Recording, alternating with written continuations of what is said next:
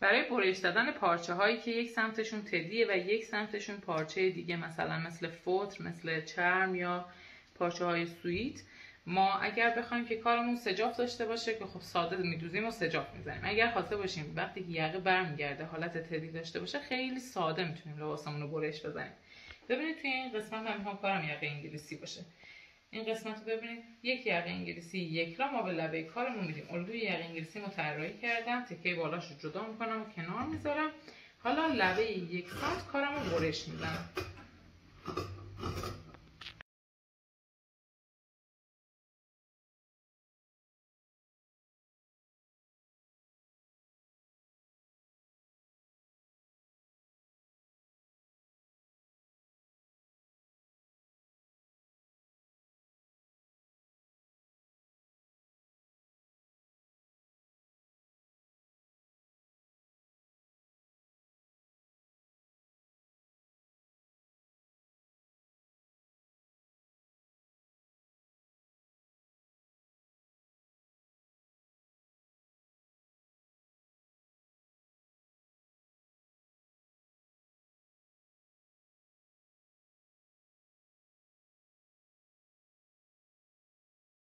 برای دوخته این لباس من اومدم پنسامو دوختم، برش عصایی‌مو خیلی ساده بهش وصل کردم. حالا میام قسمت سرشونه های کارمو بهش چرخ میکنم در هر دو سمت و بعد یقه کارمونو بهش وصل میکنیم.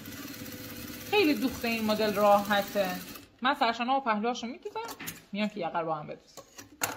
ببینید بچه‌ها، برای این قسمت پشت یقه کارمون ما وسطشو به دست میاریم و یه چرت میزنیم و در قسمت پشت یقه لباسمون هم همینطور یه چرت توی این قسمت. حالا برای دوخت لباسمون نکتهش هم اینجاست.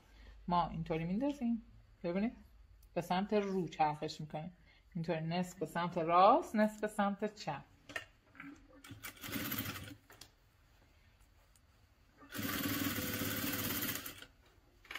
توی قسمت زاویه های یقه انگلیسی که میرسیم همیشه یه دونه چرت میزنیم. توی این هم همین کار رو انجام میدیم. من درز سرشونم هم معمولا به سمت پشت میخوابونم. به این صورت تا انتها کارم رو سخت میکنم.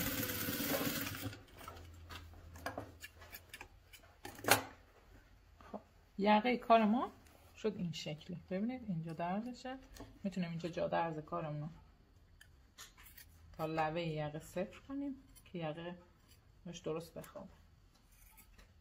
به این صورت این قسمت یقه نمیشه، این هم میشه. این قسمت یقه نمیشه، این هم میشه دوخته یقه انگلیسی. حالا این انگلیسی میتونه لبگرد باشه، لب تیز باشه یا هر مدل. سمت دیگه کارم هم میدوزم. برای دوخت آستینمون تا انتهای آستینمون چرخ میکنیم، دم آستینمون رو برمیگردونیم به رو حالت پاکتی. من میزان قد آستینمو چرت زدم توی این قسمت. تا نقطه چرت چرخش میکنم.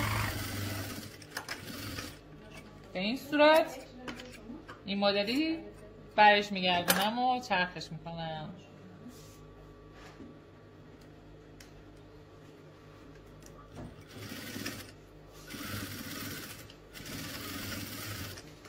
به این صورت. حالا آستین رو که برگردونیم این قسمت کارمون رو برمیگردونیم به سمت رو. این مدل ها دیگه نیاز به آستر نداره، نیاز به لبه دوزی هم نداره.